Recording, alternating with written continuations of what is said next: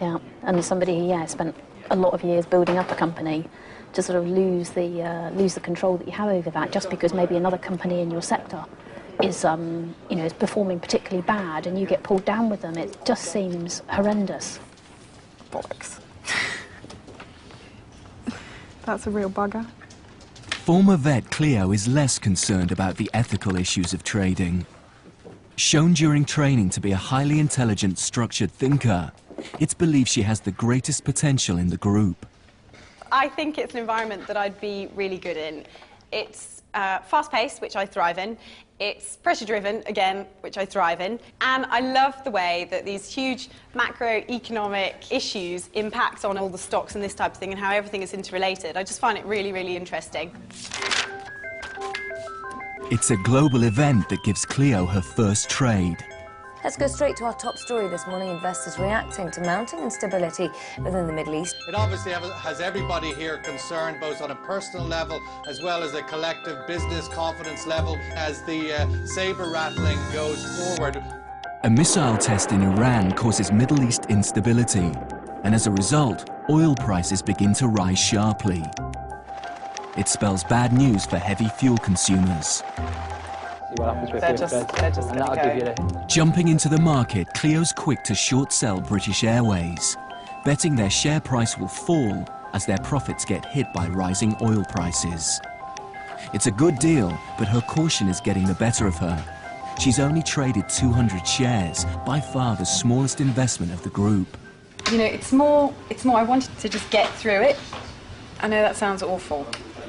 And I know that's completely the wrong rationale, but I prefer to place one small little trade because it's the first time that I've ever dilly-dallied with anything like this. Oh look, see, it's down. 200. I'm so sorry. I'm going to keep myself under wraps now. It's just the first one. I get really overexcited. Sorry, guys. Really sorry. I'm going to control myself now. Oh my God, it's just gone again. How much have you made? 1p?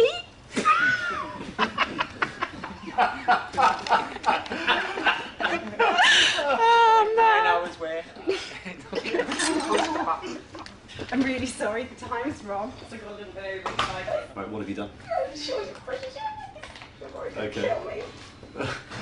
2.5, yeah? Yeah. Quantity 200. I know, it's only baby. Uh-huh. That's it, cool. Well known for their high quality products. So exciting. Right, enough of that. Put your emotions on one side and head on to the new trade.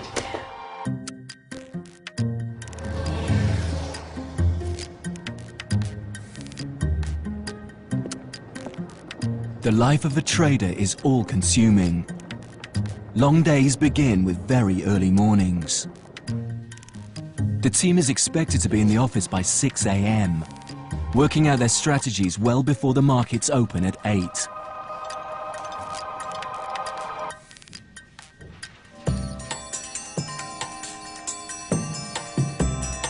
Their screens come alive, falling shares turning red, rising shares blue. Great, confirm 500 short. Sports Direct. Everything coming out about it's bad. After 3 days of trading, the team has so far only invested 10% of the £200,000 currently at their disposal. But it's not the amount that's worrying, it's the commitment of some of the traders. If you leap with joy or... Simon? Yeah? What price of BG Group in the auction? 1168. My stop is 1160. They're 11.59 now. What price are they in the auction? You're out, mate. I think you better check. Away from his desk when the market opened, Simon is unaware that his shares in British Gas are plummeting and losing the team money.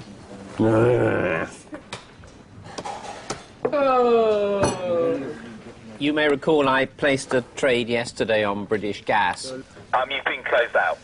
Oh, bother. You have no position yet in British Gas. Right, so what was the closing price, please? Simon's shares have fallen so sharply, they've been sold on automatically. Yeah, I can confirm you were closed out at 11.58. 11.58. Right, okay. Known as a stop loss, this is an order with the broker to close a trade if it loses too much money. Gloom and despondency. Overnight, Simon's trade has cost the team £250. Just forget about it. No, I'm not stressed. I just want to explain why I did what I did, to see whether I could and should have done anything differently. We'll have a proper chat about it later. Later. But, mid-morning. For now, absolutely. Don't worry about what's happened this morning. No, I haven't. No, honest, trust me. As it stands now, you've got no positions. That's right. You need to generate some ideas. The slate is clean, so start again. Yes, absolutely. No, I'm taking it very much in that vein. Cool. All right, mate. A little bit concerned about his behaviour, very lackadaisical, and right. You know, I had to shout over to him. To be honest with you, I'm just a little bit pissed off. And I just don't, you know, you cannot behave like that on a trading desk. You know, it just shows a really bad attitude towards investing somebody else's money in the market. If you behave like that in the real world of trading, like, your career is going to be very short-lived. There are, however, some within the group who are showing real promise. Both fight promoter Emil and Sam the environmentalist have made money. You know what, I feel a bit ill when I place one of these things. I really don't like it. Yeah. It's unbelievable. It's I really don't like it. I don't find it a pleasant rush, though. I find it really uncomfortable feeling. Oh, do you? Yeah. No, I kind of like that adrenaline thing. It makes me feel exactly like I felt when I was a kid, lying. I think it's just because I'm making a decision based on a best guess. And I'm not used to guessing, I'm used to being sure about it. Don't you think this shows the fallacy of it, that the fact of that, like, you know, in reality, no matter how many charts we look at, no matter how everything else, we go on how we feel. That's exactly. It's like any gambling. It's why I'm not a gambling person. Yeah, I don't gamble. There's only one person left in the group who is yet to make a trade. Having just left the army, Mike now wants to be a professional trader. Half the game here is timing. You can have the world's best trade if you like, but if your timing is wrong, you don't make a profit, or worse, you make a loss. Beginning to think that I should maybe just grow a pair and get on in there, and then just work it as it goes. But it's just you know, it's just like parachuting. It's taking that first step that's difficult, and then actually after that you're fine. Well, until you've got to pull the red handle, maybe. I don't want to have to be pulling any red handles around here, that's the thing. You've got to take risk to make money. Of course you can lose, but if you're not invested, you cannot make money. It might as well just be in the bank earning 5%. It's concerning, because you cannot succeed in this business behaving like that. You'll never make money. What can you do? The last thing the economy needs right now is for the standard mortgage spigot to be turned off. In terms of these two companies, they own or guarantee about half the $1 trillion of U.S. mortgages. Take a look at Freddie Mac. It is off by more than 1/3, losing 1/3 of its value this morning. The government is going to be absolutely bound and determined to do whatever it takes to keep the money flowing to home mortgages. Only a week into trading, and the novice traders are dealt a heavy blow. US mortgage giants Fannie Mae and Freddie Mac hit the rocks, and the world's markets reel in shock. The trading screens turn red, showing a massive fall in shares across the globe as £35 billion of investment vanishes in a matter of minutes. Like, look at the dollar versus the euro and the pound now, right? The dollar is likely, if this continues, to get smoked. In the end, the taxpayer has to plug that gap, right? Yeah.